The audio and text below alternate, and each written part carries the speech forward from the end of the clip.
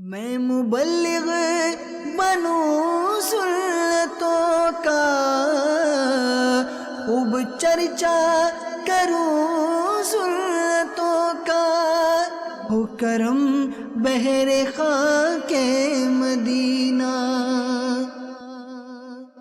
الحمدللہ رب العالمین والصلاة والسلام علی سید المرسلین، اما بعد فاعوذ باللہ من الشیطان الرجیم، بسم اللہ الرحمن الرحیم۔ الصلاة والسلام علیک یا رسول اللہ وعلی آلک واصحابک یا حبیب اللہ۔ الصلاة والسلام علیک یا نبی اللہ وعلی آلک واصحابک یا نور اللہ۔ نبی پاک صلی اللہ تعالیٰ علیہ وآلہ وسلم کا فرمان عالی شان ہے، تم اپنی مجلسوں کو مجھ پر درود پڑھ کر آراستہ کرو، تمہارا درود پڑھنا قیامت کے روز تمہارے لیے نور ہوگا۔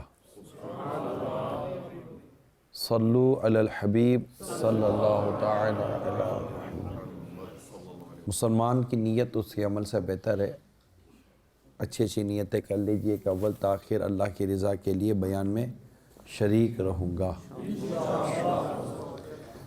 سیدنا ابراہیم بن بشار رضی اللہ تعالی عنہ فرماتے ہیں، ایک دن میں حضرت سیدنا ابراہیم بن ادہم رحمۃ اللہ تعالی علیہ کے ساتھ سفر میں تھا،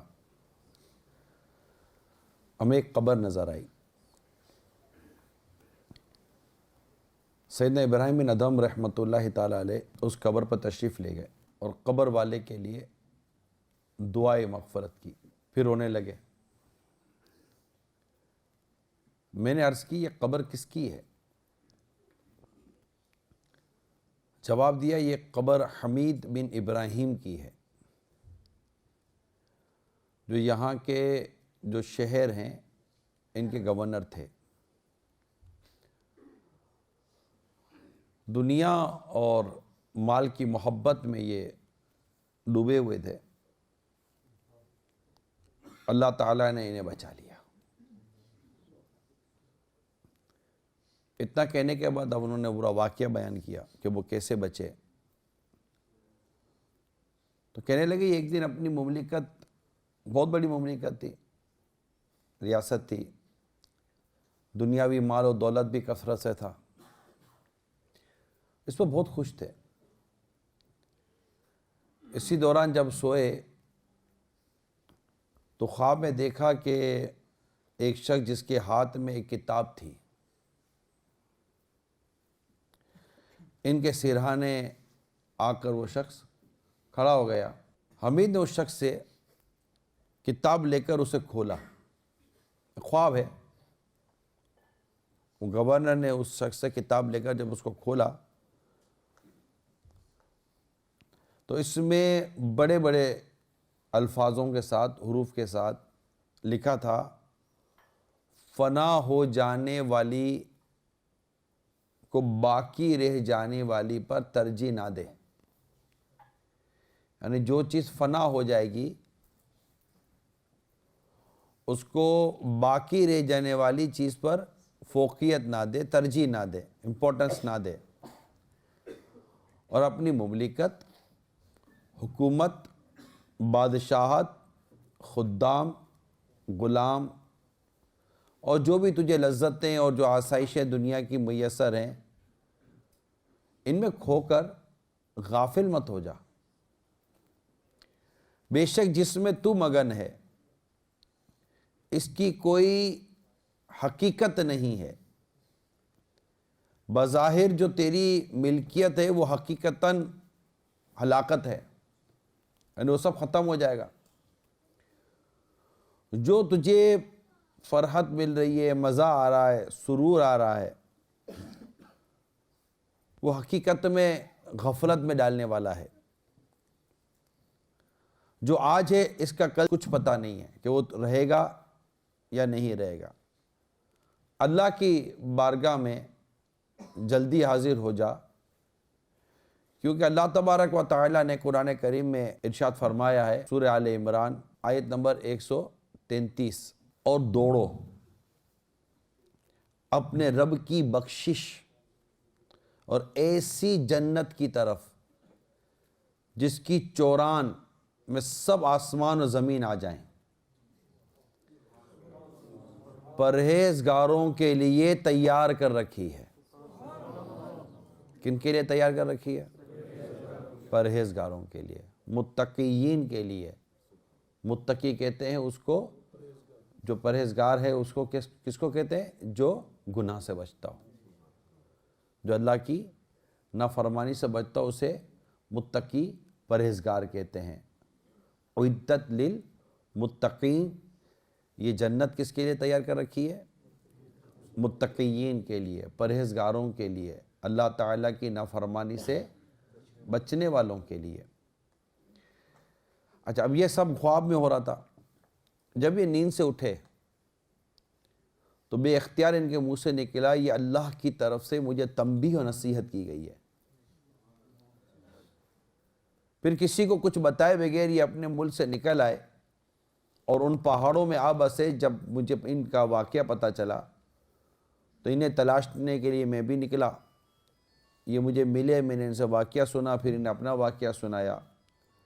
میں برابر ان کے پاس آتا رہا یہاں تک کہ ان کا انتقال ہو گیا اور یہیں ان کی تدفین ہو گئی۔ میٹھے میٹھے پیارے پیارے اسلامی بھائیوں، منیخ جرمنی کا یہ ایک شہر ہے۔ اس سے ماشاءاللہ ہمارے ترک عاشقان رسول کی بنائی ہوئی اس مسجد میں ہم حاضر ہیں۔ میری بھی یہاں پہلی حاضری ہے اس شہر میں، اور دور دراز کا شہر ہے۔ آپ کے ساتھ بھی یوں شاید پہلی بار بیٹھنے کا موقع ملا ہے۔ اللہ تعالیٰ آپ سب کو خوش رکھے، سلامت رکھے۔ آپ کی ہماری حاضری کو اللہ تعالیٰ قبول فرمائے۔ اب جو واقعہ آپ کے سامنے جو بیان کیا گیا ہے، اس واقعے سے ملنے والے کچھ سبق بھی دیکھ لیتے ہیں کہ اس سے ہمیں کیا سبق مل رہا ہے۔ بنیادی سبق یہ ہے میٹھے میٹھے پیارے پیارے اسلامی بھائیوں، کہ ایک ایسا شخص جو دنیا کی دولت، دنیا کی لذت اور دنیا کے مزے کے لیے آخرت کو بھول بیٹھا، اس سے خواب میں آ کر کسی کہنے والے نے کتنی خوبصورت بات کی کہ فنا ہو جانے والی کو باقی رہنے والی پر ترجیح نہ دو۔ یہ کتنی خوبصورت نصیحت انہوں نے خواب میں آ کر اس شخص کو کی جو دنیا کی محبت میں، دنیا کی لذتوں میں، دنیا کی دولت میں، دنیا کی آسائشوں میں، کہ بھئی یہی ہے جو کچھ ہی ہے۔ اس کے بعد مملکت بھی تھی، اس کے بعد ریاست بھی تھی، اس کے بعد کیا نہیں تھا، آسائشیں بھی تھی، خدام بھی تھے، غلام بھی تھے، نوکر چاکر بھی تھے، گھر بھی تھا، محل بھی تھا، سب کچھ تھا۔ انسان جب اس طرح دنیا کی دولت میں مارا مارا پھرتا ہے نا میٹھے میٹھے اسلامی بھائیوں، تو یہ واقعی آخرت کی تیاری کو بھول جاتا ہے کہ قبر بھی ہے، موت بھی ہے، نزا بھی ہے۔ اصل میں ہے یہ کہ ہم سب یہاں رہ کر یہیں آسائشیں حاصل کرنے کی کوشش کر رہے ہیں۔ ہماری جو ترجیحات ہیں، ہماری جو پریورٹیز ہیں، وہ کمانا ہے۔ یہاں کون سفر کر کے آیا کہ چلو اس شہر میں چلتے ہیں، سنا ہے کہ یہاں لوگ متقی بنتے ہیں، یہاں لوگ نیک بنتے ہیں، یہاں لوگ پرہیزگار بنتے ہیں۔ کوئی یہ سوچ کر تو آیا نہیں ہوتا ہے نا۔ یہاں کیا سوچ کر آتے ہیں؟ پیسے کمائیں گے۔ جسٹ ایک ہی ایگزام، ایک ہی پیسے کمائیں گے، کچھ آسائش لے لیں گے، بعض اس سے دو قدم آگے ہوتے ہیں کہ کچھ عیاشیاں کر لیں گے، آزادیاں ہیں یہاں پر، یہ ہے وہ ہے، کھو جاتے ہیں۔ اب مکان لینا ہوتا ہے، پیسے کمانے ہوتے ہیں، ادھر خرچ کیا ادھر خرچ کیا، پھر کنگلے ہو گئے، پھر خرچ کیا پھر کنگلے ہو گئے، گھر والوں کو بھیجا یا نہیں بھیجا، بھیجا تو زیادہ بھیجا کم بھیجا، پھر ایک پلان یہ ہے کہ سیٹلڈ ہو جاؤں، ایڈجسٹ ہو جاؤں، پھر تھوڑا فیملی کو بلا لوں گا، پھر یہیں کوئی شادی وادی کر لوں گا، یہیں کچھ گھر بنا لوں گا، پھر کوئی پیپر شیپر بنا لوں گا اور یہیں کا ہو کے رہ جاؤں گا۔ اسی میں گزارنے والوں نے 10 سال 15 سال 20 سال 25 سال اور بعضوں نے 40 سال گزار دیے، اور بعضوں کا انتقال بھی ہو گیا۔ ان کی لاشوں کو، ان کی میتوں کو ان کے ملک بھی بھجوا دیا گیا ہوگا، کیونکہ یہاں تو آپ کے دفن ہونا بھی مسئلہ ہے نا۔ تو یہ سارے مسائل ہم سب ایک میں نے ایک جائزہ لیا ہے آپ کے سامنے کہ ہم یہاں صبح کرتے ہیں، دوپہر کرتے ہیں، رات کرتے ہیں، ہمارا مقصد صرف اور صرف ایک ہی ہے، کماؤ، گھومو، پھرو، موج کرو، عیش کرو، معاذ اللہ سما معاذ اللہ بدنگاہیاں کرو، لڑکیاں دیکھو، وہ 2 قدم آگے ہوگا تو تھوڑی بہت شراب پی لو، وہ تھوڑا بہت جوا کھیل لو، ادھر ادھر عیاشیاں کر لو، پھر گھر چلے جاؤ، پھر اٹھیں گے، پھر صبح کریں گے، پھر داڑھی منڈیں گے، شیوڈ کریں گے، آقا کی سنت محبت کی نشانی داڑھی کو نالیوں میں بہائیں گے بدقسمتی کے ساتھ، اور پھر کچھ فریج کھولا، کچھ ادھر ادھر کا ناشتہ واشتہ کیا، نکل گئے، یا باہر نکل کے کھا لیا، حرام کھایا حلال کھایا، اس کی بھی کوئی تمیز نہیں ہے کہ جس سے کھا رہا ہوں وہ حلال کھلا رہا ہے حرام کھلا رہا ہے، حلال گوشت کھلا رہا ہے حرام گوشت کھلا رہا ہے، غذا کیا ہے کیا نہیں ہے۔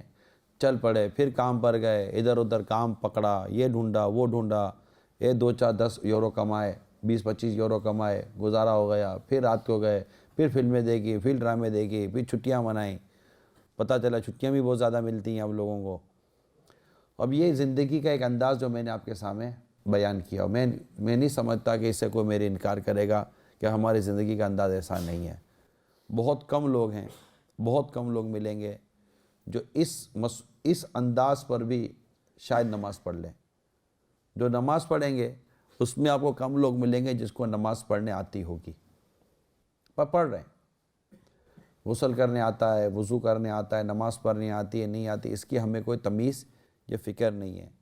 جو کما رہے ہیں اس کے بارے میں کبھی پوچھا نہیں ہے کہ یہ جو کما رہا ہوں یہ حلال ہے کہ حرام ہے۔ مسئلہ یہ ہے کہ ہم نے اس زندگی کو ہی سب کچھ سمجھ لیا ہے کہ یہی زندگی ہے، یہی دنیا ہے اور یہیں پر رہنا ہے۔ حالانکہ اللہ تعالیٰ نے واضح طور پر ارشاد فرمایا ہے کہ دنیا کی زندگی یہ کھیل کود ہے۔ دنیا کی زندگی کیا ہے؟ کھیل کود ہے، اور بے شک پچھلا گھر ان کے لیے جو ڈرتے ہیں، تو کیا تمہیں سمجھ نہیں؟ یعنی جو اللہ تعالیٰ سے ڈرتے ہیں، صدر الافاضل نعیم الدین مراد آبادی رحمۃ اللہ تعالیٰ علیہ فرماتے ہیں نیکیاں اور اللہ کی عبادت اگرچہ مومنین سے دنیا ہی میں واقع ہوں، دنیا ہی میں واقع ہوں گی، لیکن یہ وہ کام ہے جو آخرت میں سے ہیں۔ اس سے ثابت ہوا کہ اعمال متقین یعنی نیک بندوں کے اعمال کے سوا دنیا میں جو کچھ ہے سب کھیل کود ہے۔ تو ہم لوگ اپنے آپ کو بالکل کھیل کود تماشوں میں لگا کر بیٹھے ہوئے ہیں۔ ایسا لگتا ہے کہ جیسے ہماری پلاننگ ہے اور یہ طے ہے، جیسے کہ ہم لوگ مینٹلی طور پر ایک طرح سے چیز کو فائنل کر کے بیٹھے ہیں کہ ہم لوگوں نے 60 70 100 سال سے پہلے مرنا نہیں ہے اور ہم نے جینا ہے۔ ابھی ٹائم ہے، ابھی جی لو، ابھی عیاشیاں کر لو، بعد میں عیاشی کرنے کا ٹائم نہیں ملے گا۔ جبکہ میں کہتا ہوں کہ آج عبادت کر لو، بعد میں ہو سکتا ہے عبادت کرنے کا ٹائم نہ ملے۔ کیونکہ میرے میٹھے میٹھے پیارے پیارے اسلام بھائیوں، موت کبھی بھی عمر دیکھ کر نہیں آتی۔ اچھا، آپ میں سے کسی نے جوان لوگوں کی موت دیکھی ہے؟ 25 30 سال کے نوجوان انتقال ہوتے ہیں یا مرتے نہیں، یا 10 12 15 سال والے بھی جاتے ہیں۔ یعنی موت نصیحت کے لیے کافی ہے۔ جب ہم موت کا ذکر کریں گے تب بھی ہمارے چہرے پر مسکراہٹ آ جاتی ہے، جبکہ موت تو فائنل ہے نا، کلوزنگ ہے نا، کہ اب آپ دنیا میں سے ختم ہو گئے، تو یہاں کیا رہ جائے گا؟ کچھ بھی نہیں، نتھنگ۔ تو ہم جو جی رہے ہیں، جینے کا ہمارا مقصد کیا ہے؟ دنیا۔ اس وقت جو ہمارے جینے کا مقصد کیا ہے؟ دنیا۔ نت نئے لباس، نت نئی فیشن، نت نئے انداز اور فری سٹائل، گھومنا پھرنا۔ پھر بعضوں کو پتہ نہیں کیا گھومی ہے، اب کانوں میں بالیاں بھی پہن رہے ہیں، ہاتھوں میں چینیں پہن رہے ہیں، گلے میں چینیں پہن رہے ہیں، انگوٹھیاں چڑھا کر رکھی ہوئی ہیں 2 2 3 3 4 4۔ اب سمجھ نہیں آتی کہ ان کو کیا ہو گیا ہے۔ ایسا نہ ہو کہ یہ ہاتھ کے بریسلیٹ جو آپ بھلے اسٹیل کے ہوں، میٹل کے ہوں، سونے کے ہوں، چاندی کے ہوں، مرد کے لیے ناجائز ہے، گلے میں بھی جو پہنتے یہ بھی ناجائز ہے۔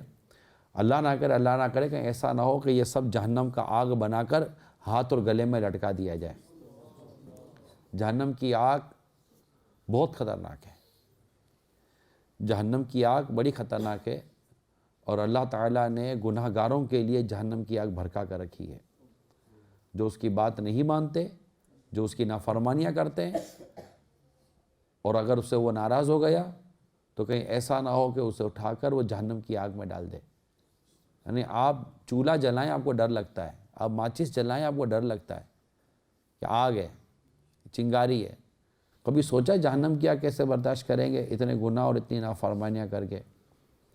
تو بڑی سمپل سی بات ہے میرے میٹھے اور پیارے اسلامی بھائیوں، ہم دنیا میں جو یہاں جی رہے ہیں، جو اس وقت ہمارا لائف اسٹائل ہے، وہ دنیا ہی کے لیے ہے. ہماری زندگی کے پوری ٹائم لائن میں، پورے 24 آور میں کہیں آخرت اور قبر و حشر کی تیاری کے لیے ہم نے کوئی ٹائم نہیں نکالا. تو آپ کہیں گے کہ کیا بھئی مال نہ کمائیں، روزگار نہ کمائیں؟ بالکل میں ایسا نہیں کہہ رہا. آپ ایک ٹائم لائن تو بنائیں نا، آپ ایک اپنے اسکیجول تو بنائیں نا بھائی. آپ نے اپنے اس پورے کمانے میں آپ نے اپنی عیاشی بھی تو ڈالی ہے، نہیں ڈالی؟ بدقسمت لوگوں نے اس پوری اپنے 24 آور کے اندر 2-3 گھنٹے فلموں کے ڈالے، 1-2 گھنٹے دوستوں کے ڈالے، 1-2 گھنٹے سوشل میڈیا کے ڈالے، 2-4 چیزیں اور ڈالی ہوئی ہیں کہ جب تک یہ کریں گے نہیں ہمارا پورا دن پورا نہیں ہوگا. 8 گھنٹے 10 گھنٹے کتنا کاروبار کریں، کتنا کام کاج کریں گے؟ اتنا ہی کریں گے. وہ بھی جو کر رہے ہیں وہ کر رہے ہیں، جو نہیں کر رہے وہ نہیں کر رہے ہوں گے.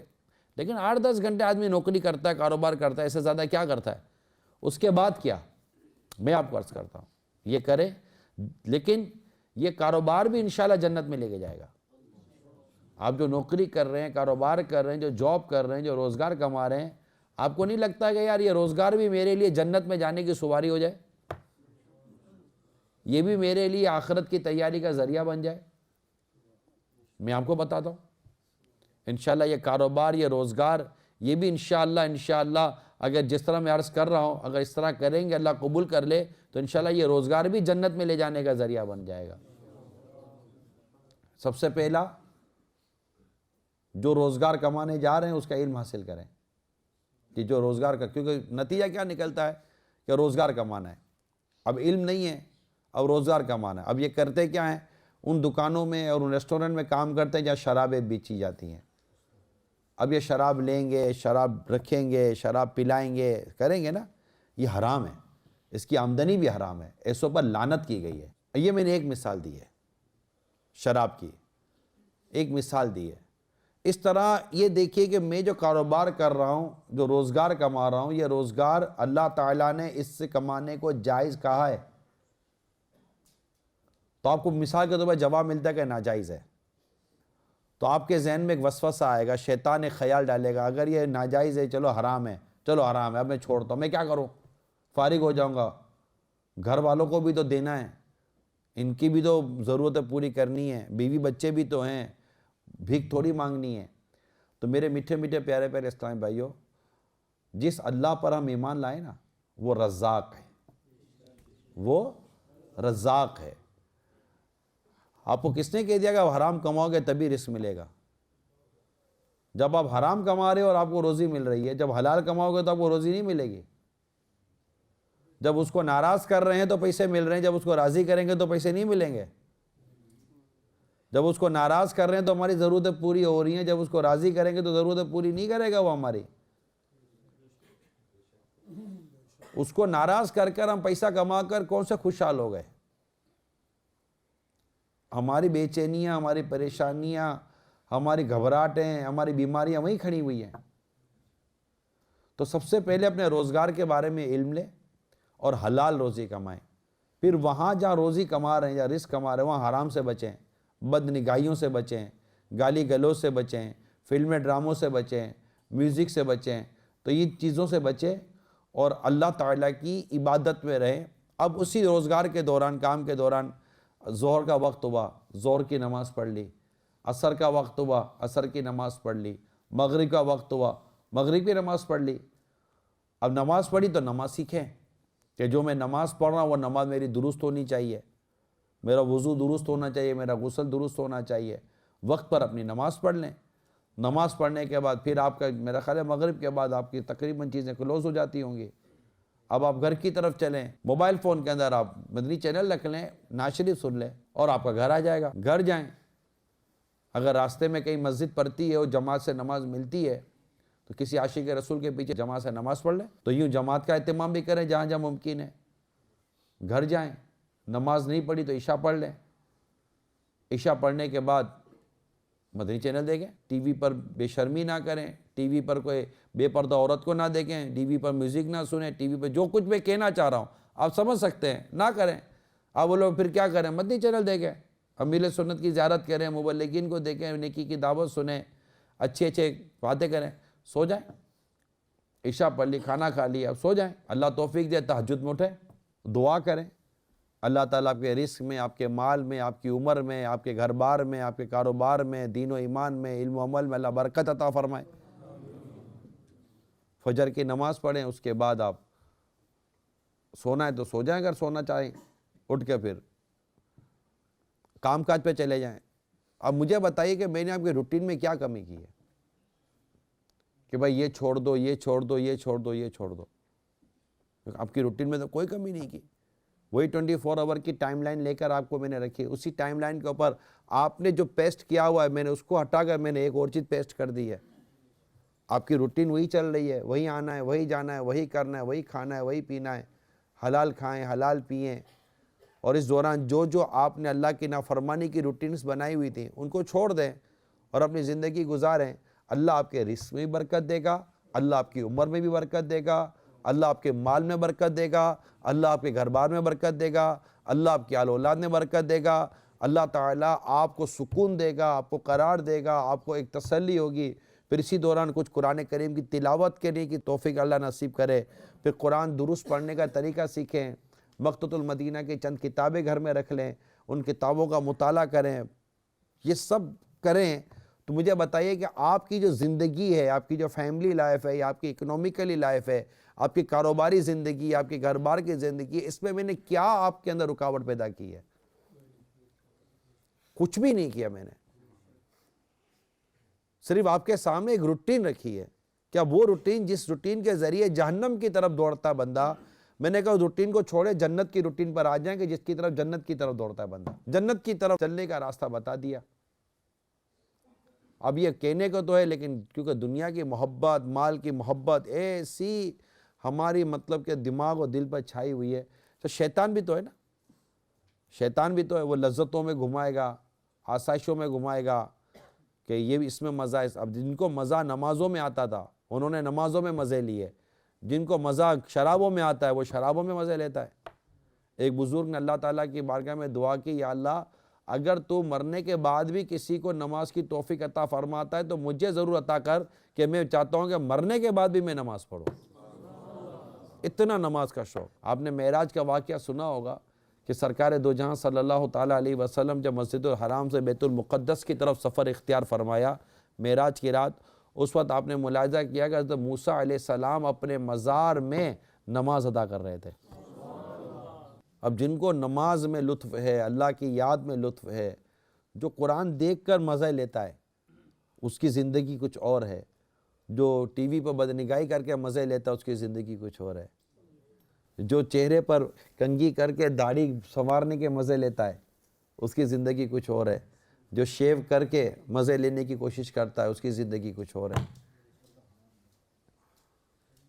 جو بال ہیئر اسٹائل طرح طرح کے بنا کر مزے لیتا ہے اس کی زندگی کچھ اور ہے، جو آقا کی محبت کی نشانی امامے کا تاج سر پہ سجا کے مزے لیتا ہے اس کی زندگی کچھ اور ہے۔ اپنی اپنی زندگی کے اپنے اپنے لطف ہیں، اپنے اپنے مزے ہیں۔ یہاں پر موجود کئی لوگ ایسے ہوتے ہیں اس زمین پر کہ جن کا انداز زندگی دیکھ کر آپ کو لگتا ہے کہ یار ایسے جیے نا، یار ایسے جیے نا، یار کیا مزے لگیں اس کے، یار کیا انداز ہے، کیا اسٹائل ہے۔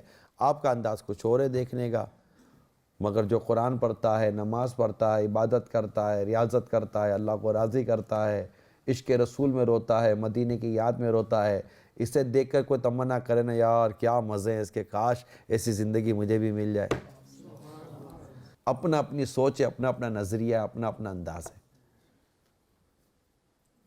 وہ دنیا کی محبت سے جان چھڑانی پڑے گی اور آخرت کی تیاری کرنی پڑے گی۔ ہمیں مرنا میں یا جینا نہیں ہے، ہم یہیں کی تیاری میں لگے ہوئے ہیں۔ حدیث میں جو شخص اپنی دنیا سے محبت کرتا ہے تو وہ اپنی آخرت کو نقصان پہنچاتا ہے، اور جو آخرت سے محبت کرتا ہے وہ اپنی دنیا کو نقصان پہنچاتا ہے۔ تو اس اے مسلمانوں، باقی رہنے والی چیز یعنی آخرت کو فنا ہونے والی چیز یعنی دنیا پر ترجیح دو۔ جب آخرت سنوارنے جائیں گے تو کچھ آپ کو دنیا کا نقصان نظر آئے گا، مگر یہ دنیا کا نقصان جو ہو رہا ہے یہ کتنے دم تک، جب تک ہم جیئیں گے پھر دنیا کا نقصان بھی ختم ہو جائے گا نا۔ مگر جو آخرت کا نقصان دے رہے ہیں تو دنیا تو ختم ہو جائے گی، لیکن جب ہم مریں گے تو آخرت کا نقصان ہمارے سامنے ہوگا، اور وہاں مرنا تھوڑی ہے ہم کو۔ وہاں تو ہم جئیں گے۔ رسول اکرم نور مجسم صلی اللہ تعالیٰ علیہ وآلہ وسلم نے ارشاد فرمایا، اللہ کی قسم دنیا آخرت کے مقابل ایسی ہے جیسے تم میں سے کوئی اپنی انگلی سمندر میں ڈالے پھر دیکھے کہ انگلی کتنی پانی لے کر آتی ہے۔ ہم نے دنیا کی مثال دی ہے میرے سرکار صلی اللہ تعالیٰ علیہ وسلم نے آخرت کے مقابلے میں، یعنی دنیا انگلی ڈال کر پانی نکالیں تو پانی کتنا آئے گا آپ کی انگلی کے اوپر۔ ہم اتنی کم دنیا کو امپورٹنس دے رہے ہیں، ترجیح دے رہے ہیں، اور یہ جو آخرت ہے جس میں ہمیں رہنا ہے ہم اس کو اہمیت نہیں دے رہے۔ حضرت سعد بن نبی وقاص رضی اللہ تعالیٰ عنہ حضرت سیدنا سلمان فارسی رضی اللہ تعالیٰ عنہ کی عیادت کے لے گئے، بیمار تھے آپ، دیکھیں کیسی سوچیں تھی ان کی۔ انہیں روتے دیکھ کر پوچھا کیوں رو رہے ہیں؟ آپ تو حوض کوثر پر اپنے دوستوں یعنی صحابہ کرام اور حضور صلی اللہ تعالیٰ علیہ وسلم سے ملنے والے ہیں، یعنی جب آپ کا انتقال ہوگا تو آپ صحابہ کرام سے ملیں گے، آپ کا انتقال ہوگا تو آپ نبی پاک سے ملیں گے، تو دنیا سے رخصت ہوتے ہوئے تو آپ کیوں رو رہے ہیں؟ کہ آپ کو تو آپ کے دوستوں سے ملاقات کی خوشی ہونی چاہیے تھی۔ دیکھیں یہ بھی سوچ ہے نا۔ فرمایا میں موت کے ڈر سے یا دنیا چھوڑنے کی وجہ سے میں نہیں رو رہا ہوں، بلکہ میں تو اس وجہ سے رو رہا ہوں کہ میرے ارد گرد میرے آس پاس کثیر ساز و سامان ہے، اور سرکار صلی اللہ تعالیٰ علیہ وسلم سے میں نے عہد لیا تھا، وعدہ لیا تھا کہ تمہارے پاس دنیاوی سامان صرف اتنا ہونا چاہیے جتنا ایک مسافر کے پاس سامان ہوتا ہے، اس سے زیادہ نہیں ہونا۔ یہ میں نے آقا سے وعدہ لیا ہے، اور میرے پاس اتنا سارا سامان ہے گھر کے اندر، اس لیے میں رو رہا ہوں۔ راوی کہتے ہیں اس وقت ان کے پاس جو سامان تھا نا وہ چیک کیا گیا کہ کتنا سامان ہے، تو پتہ چلا کہ ایک برتن تھا جس سے وضو بھی کرتے تھے اور اسے کپڑے بھی دھوتے تھے۔ یہ ایک برتن جو ان کے پاس پڑا تھا نا، اس کے بارے میں بھی غور کرے تھے، یہ بھی اتنا سامان ہے کہ کہیں میں قیامت میں کیا منہ دکھاؤں گا۔ مطلب یہ میں نے وعدہ کیا ہے میرے آقا صلی اللہ تعالیٰ علیہ وسلم سے کہ میرے پاس ساز و سامان نہیں ہوگا۔ یہ ان کی اپنی ایک بڑی اعلیٰ درجے کی سوچ ہوا کرتی تھی کہ دنیاوی مال و اسباب، دنیاوی مال و دولت یہ نہیں۔ دوسرا یہاں کیا پتہ چلا کہ صحابہ کرام علیہم رضوان کی اپنی بڑی پازیٹیو مینٹیلٹی تھی، وہ یہ تھی کہ دنیا سے میں جا رہا ہوں، مجھے دنیا چھوڑنے کا غم نہیں ہے۔ اب اس وقت ہم بیٹھے ہیں، ہمارا موت کا وقت آئے تو گھر یاد آئے گا، کاروبار یاد آئے گا، بینک بیلنس یاد آئے گا، جو پیسے چھپا کر رکھے ہیں کہیں ادھر ادھر کھانچے کھوچوں میں کسی کو پتہ نہ چلے، وہ پیسے یاد آئیں گے، دنیا کا اور مال و زینت یاد آئے گا، ایسا جو گھر بنا ہے یہ یاد آئے گا، بیوی بچے چھوٹ رہے ہیں یہ یاد آئیں گے، سب یاد آئے گا۔ یہ ہماری زندگی کا ایک انداز ہے کہ ہمیں یہ سب یاد آئے گا۔ یہ جتنا یاد آئے گا نا میٹھے میٹھے اسلامی بھائیوں، موت کی سختی اسی کے در بڑھے گی، یہ یاد رکھیے گا۔ موت کی ویسے سختی ہے، جب روح قبض ہوتی ہے نا تو بڑی سختی ہے، اس کا بڑا درد ہے، بڑی تکلیف ہے کہ موت کا ایک جھٹکا تلوار کے 1000 وار سے سخت ہے۔ جب انسان کی روح قبض ہوتی ہے تو اس کو بہت تکلیف ہوتی ہے، نزاع کا عالم جو ہوتا ہے، اس کی روح جب نکل رہی ہوتی ہے تو یہ کوئی معمولی بات نہیں ہے، بہت سخت تکلیف ہوتی ہے۔ اللہ جس کے لیے چاہے آسان کر دے، اللہ تعالیٰ جس پر رحم فرمائے، جس پر کرم فرمائے، جس کے لیے چاہے اللہ تعالیٰ یہ سختی کو آسانی میں بدل دے۔ ایک کاش کہ ایسا ہو جائے کہ جب ہمارا نزاع کا وقت ہو، جب ہم دنیا سے جائیں تو آنکھوں کے سامنے پیارے محبوب کا جلوہ نظر آ جائے، آقا کا دیدار ہو جائے، آقا کی زیارت ہو جائے، اور آقا کو دیکھتے دیکھتے ہی، آقا کو دیکھے تو پھر روح کے نکلنے کی تکلیف کا کیسے پتہ چلے گا کہ جب بندہ کھو ہی ان کے جلووں میں جائے گا تو پھر تو امیر سن دیکھتے ہیں نا کہ سکرات کے وقت اگر روح محمد پہ نظر ہو، یعنی سکرات کے وقت اگر آقا کے رخ انور پہ میری نظر ہو، ہر موت کا جھٹکا بھی مجھے پھر تو مزہ دے۔ تو یہ ہوتا ہے۔ اب خیر وہ تب آقا کی کرم نوازی ہے، جس پر چاہیں لطف فرمائے، جس پر چاہیں کرم فرمائے۔ ہم نے زندگی میں آقا کی یاد بنائی کتنی ہے، آقا کو یاد کیا کتنا ہے، درود شریف پڑھتے کتنے ہیں، آقا کی سنتوں پر عمل کرتے کتنے ہیں۔ ہمیں دیکھ کر کون کہے گا کہ یہ نبی کا غلام جا رہا ہے؟ ہمارے حلیوں سے، ہمارے حال سے کوئی دیکھ کر کہے گا یہ نبی کا غلام جا رہا ہے؟ بلکہ نام پتہ چلے تو نام بتائیں گے تو پتہ چلے گا اچھا مسلمان جا رہا ہے. ہمارے حال، ہمارا حلیہ، ہمارا چہرہ، ہمارے کپڑے، ہمارا انداز، یہ نبی کے غلاموں والا رہا کب ہے میٹھے میٹھے اسلامی بھائیوں؟ ہم نے تو اپنا انداز ہی بدل لیا ہے دنیا کی محبت میں، مال کی محبت میں، اس چکر میں کہ یار ایسا رہوں گا تو ہی کما سکوں گا ورنہ نہیں کما سکوں گا، ورنہ نہیں رہ سکوں گا. کسی نے کیا خوب کہا، اے طائر لاہوتی اس رزق سے موت اچھی. اے طائر لاہوتی اس رزق سے موت اچھی، جی رزق سے آتی ہو پرواز میں کوتاہی. مالدار بن کے، غلام بن کے جینا، اس سے اچھا ہے بندہ غربت کی بادشاہت کو گلے لگا لے. تو یہ ان کی ایک سوچ تھی کہ جب یہ دنیا سے رخصت ہو رہے ہیں تو کیا سوچے کہ ہم انتقال کریں گے تو ہمیں آقا کی زیارت ہوگی، ہے نا. جب ہم قبر میں جائیں گے تو آقا کی زیارت ہوگی. کسی نے ایک بڑی پیاری بات کی ہے کہ جان تو جاتے ہی جائے گی، قیامت یہ ہے یہاں تو مرنے پہ ٹھہرا ہے نظارہ تیرا. کہ آقا مروں گا تو قبر میں آپ کی زیارت ہوگی نا، اور آقا کا دیدار کروایا جائے گا، آقا کا جلوہ دکھایا جائے گا. یاد رکھیے میٹھے میٹھے اسلام بھائیو، نیک بننے کے سوا کوئی آپشن نہیں ہے ہمارے پاس. یہ گناہوں بھری زندگی جی کر اگر مریں گے تو مر جائیں گے. یاد رکھیے جو سب سے کم گناہ گار ہوگا نا، جو سب سے کم گناہ گار ہوگا، اگر اس سے اللہ ناراض ہوا اور اس کو اگر جہنم کا عذاب دیا گیا تو سب سے کم گناہ گار کو ایک عذاب یہ لکھا ہے کتابوں میں کہ اس کے پاؤں میں جہنم کی آگ کی جوتیاں پہنائی جائیں گی. Can you imagine? اب تصور کر سکتے ہیں؟ یاد رکھنا میٹھے میٹھے اسلامی بھائیوں، کوئی نہیں ہے جو جہنم کے عذاب کا کروڑواں حصہ بھی برداشت کر سکے. جو کہے کہ جہنم کا عذاب برداشت کر لوں گا وہ مسلمان ہی نہیں رہتا، وہ دائرہ اسلام سے خارج ہو جاتا، کیونکہ اس نے عذاب الہی کی تخفیف کی، اس کو ہلکا جانا. کوئی جہنم کی آگ برداشت نہیں کر سکتا، کوئی جہنم کا عذاب برداشت نہیں کر سکتا. سب سے کم عذاب یہ ہے جو سب سے کم گناہ گار کو دیا جائے گا کہ اس کے پاؤں میں جہنم کی آگ کی جوتیاں پہنا دی جائیں گی. اس سے اس کا دماغ پتیلی کی طرح کھولتا ہوگا اور وہ سمجھے گا کہ اس وقت سب سے زیادہ عذاب مجھ کو دیا جا رہا ہے. کیسے برداشت کرے گا بات؟ ایک عذاب یہ ہے، ایک شخص پر خارش مسلط کر دی جائے گی، خارش، جس سے وہ نوچتا ہوگا، نوچتا ہوگا. اس سے اتنی تکلیف کے بعد پوچھا جائے گا کیا تجھے تکلیف ہو رہی ہے؟ یہ بھی کتنی تکلیف کی بات ہے کہ یہ پوچھنا کہ کیا تجھے تکلیف ہو رہی ہے. کہا جائے گا چک اس تکلیف کا مزہ جو تو دنیا میں مسلمانوں کو دیا کرتا تھا. کبھی غیبت کا عذاب پڑا ہے؟ کبھی نماز قضا کرنے کا عذاب پڑا ہے؟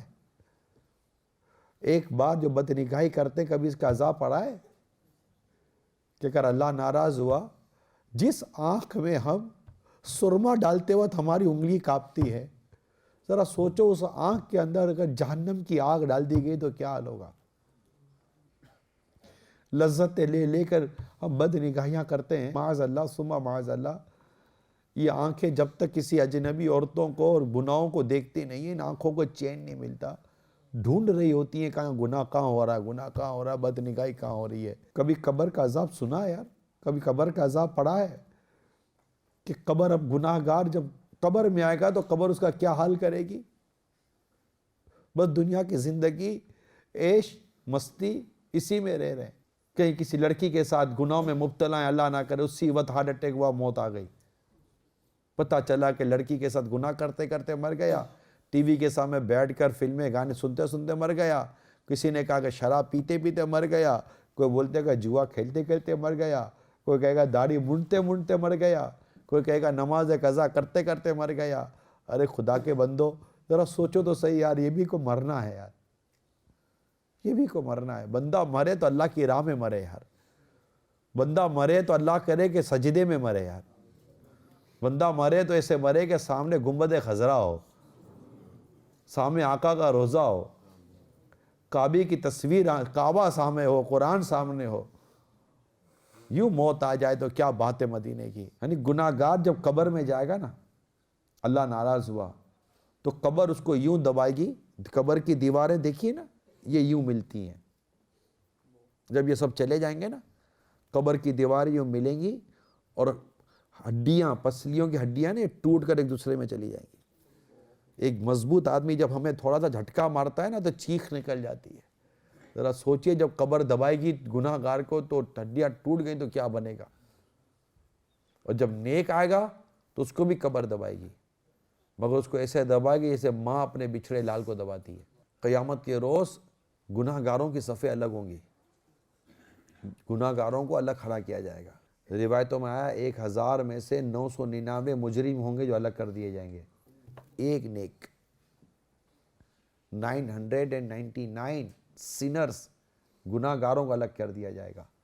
ایک نیک ہوگا 1000 میں سے. کبھی سوچا ہے کہ ہم کس صف میں ہوں گے؟ ہماری زندگی کا انداز عجیب و غریب ہے, بہت عجیب حالت ہے ہماری. بڑا معاملہ بگڑا ہوا ہے. آمدنی ہے تو پتہ نہیں کہ حلال ہے کہ حرام ہے. کھاتے پیتے ہیں تو بعض اوقات پتہ نہیں ہوتا کہ حلال ہے کہ حرام ہے. اب سوچو تو صحیح میٹھے بڑے اسلام بھائیو, ہم مسلمان ہیں, کیا یہ مسلمان کی زندگی کا یہ انداز ہوتا ہے؟ کیا مسلمان اس طرح جیتے ہیں؟ کیا مسلمان کا یہی مقصد رہ گیا کہ فیملی کھاؤ کماؤ پیو موج کرو مر جاؤ؟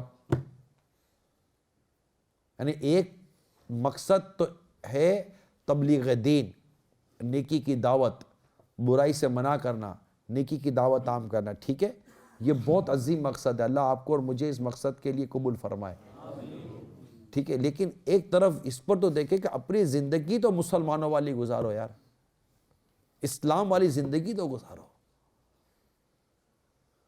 قرآن و حدیث کے مطابق زندگی تو گزارو یار. نماز تو پڑھیں یار, عبادت تو کریں, سچ تو بولیں.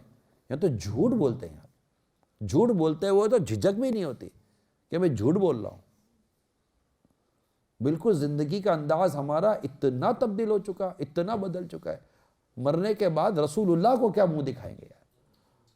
ہے وہ کتنا خوبصورت لکھا حسن رضا خان صاحب نے, تمہارے تو وہ احسان اور یہ نافرمانی اپنی, ہمیں تو شرم سی آتی ہے تم کو منہ دکھانے سے. آقا سے شفاعت لینی ہے, آقا سے کرم کی بھیک لینی ہے. زندگی کا یہ انداز ہوگا تو ہم کریں گے کیسے؟ تو میرے میٹھے میٹھے اور پیارے پیارے اسلامی بھائیوں, اللہ کرے کہ ہم اپنی زندگی کے انداز کو بدلنے میں کامیاب ہو جائیں. سانسیں باقی ہیں, سچی توبہ کر لیں, سچی توبہ کریں. گناہوں سے توبہ کرنے والا ایسا ہے جیسے اس سے گناہ کیا ہی نہیں. توبہ کرو, یا اللہ جتنا حرام کمایا سب سے توبہ کرتا ہوں, اور حرام چھوڑ دو, اور جو جس کا اس کو واپس کر دو. آپ بولو کہ میں زیرو پر آ جاؤں گا, کوئی مسئلہ نہیں. اللہ کے لیے مرنا گوارا ہے, زیرو پر آنے میں کیا مسئلہ ہے بھائی؟ اللہ کے نام پر جب جان دینے کو تیار ہے بندہ, تو اللہ کے نام پر حرام چھوڑنے کو تیار نہیں ہے؟ چھوڑ دو, چھوڑ دو حرام, بالکل آج ابھی اسی وقت چھوڑ دو. یہ مت کہنا کہ یار حلال ملے گا تو حرام چھوڑوں گا. اللہ تعالیٰ سے کنڈیشن نہیں کرو. بے شرمی ہے, بے غیرتی ہے, بے حیائی ہے. کوئی شرم اور حیا نام کی کوئی چیز ہے یا نہیں ہم لوگوں میں کہ ہم اللہ تعالیٰ سے کنڈیشن کرتے ہیں؟ ٹھیک ہے ٹھیک ہے مولانا تم بول رہے ہو, ٹھیک ہے, اللہ مجھے جس دن حلال دے گا اس دن میں حرام چھوڑ دوں گا. یہ کوئی بات ہوئی یار؟ تب تک میں حرام کرتا رہوں گا نا.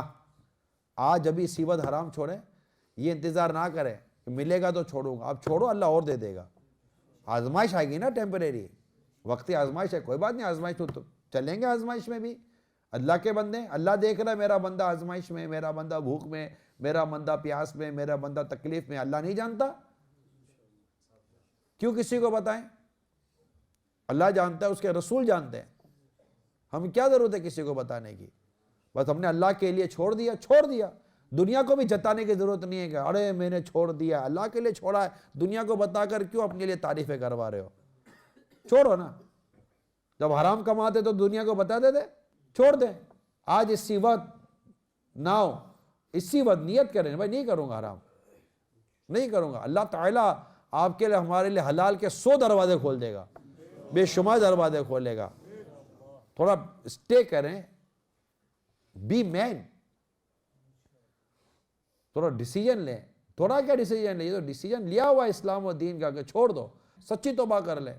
بندہ توبہ سچی کرتا ہے اللہ قبول فرما لیتا ہے، اس کے دل میں اپنی محبت داخل کرتا ہے، اس کے لیے عبادت کے راستے کھول دیتا ہے، اس کے لیے رزق کے راستے کھول دیتا ہے۔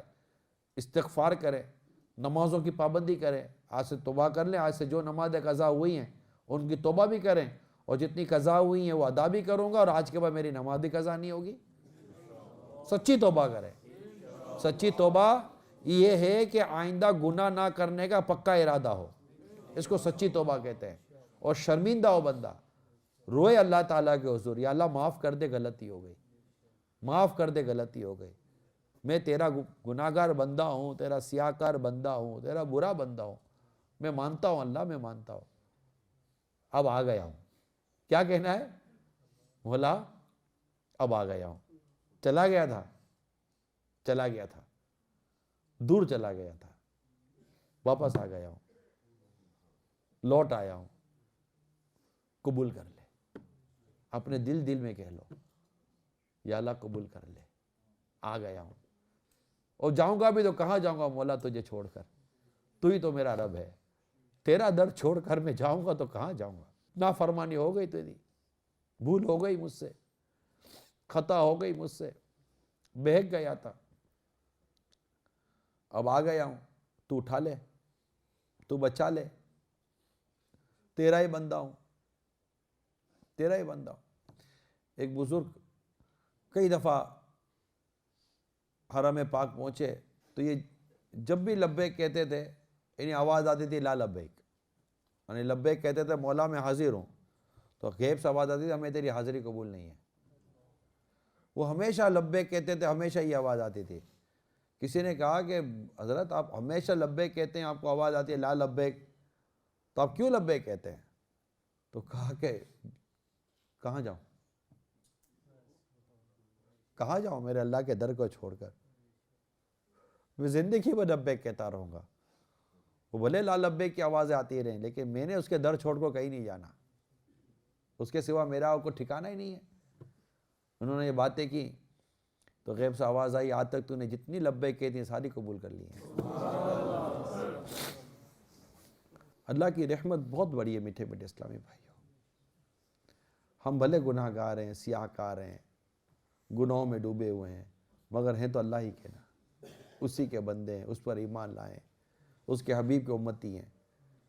سچی توبہ کرو، اللہ تعالیٰ توبہ قبول کرنے والا ہے، اللہ گناہوں کو معاف کرنے والا ہے۔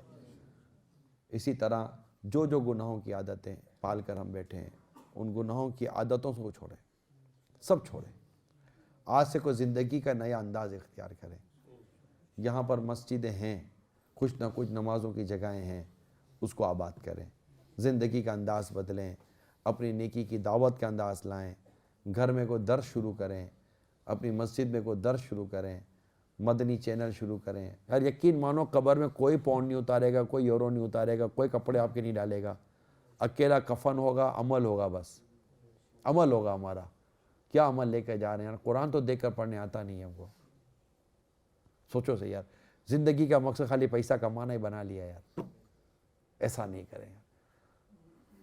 اب انداز ریوائز کریں اور اسلامی زندگی کا انداز اختیار کریں، سنتوں پر انداز اختیار کریں۔ نیت کریں سر پر امامہ سجے، چہرے پر پوری ایک مٹھی داڑھی ہو، اور یہاں درس ہو، بیان ہو، ہفتہ وار اجتماع ہو، مدنی قافلے ہر ماہ سفر کریں۔ وقت نکالیں گے تو دیکھیں ہوگا، وقت دیں، انشاءاللہ ہم دعوت اسلامی آپ کے ساتھ ہے، آپ دعوت اسلامی کے ساتھ رہیں، مل کر انشاءاللہ اپنی بھی اور اپنی نسلوں کو بھی تقدیروں کو انشاءاللہ مدینے کے راستے کی طرف چلائیں گے انشاءاللہ ان کی زندگیوں کو۔